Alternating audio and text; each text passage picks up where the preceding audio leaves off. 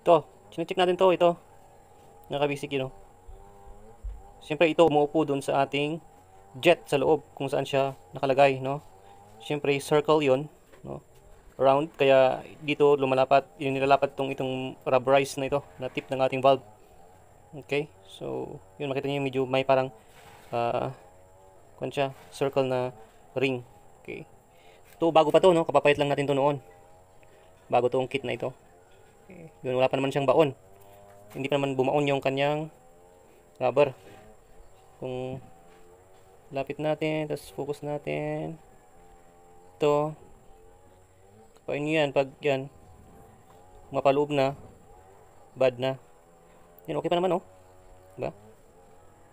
Okay pa to kasi bago pa to, no? Kapapalit lang natin to nung mga ilang buwan pa lamang to na repair kit ng carb. Kaya dapat maganda rin yung repair kit na bibilihin nyo kasi pag talagang local masyadong mura, eh, minsan mapapamura ka din kasi nagpalit ka na ng floater valve. Wala pa rin, overflow pa rin, di ba? Napakahirap. Mahirap pag ganun.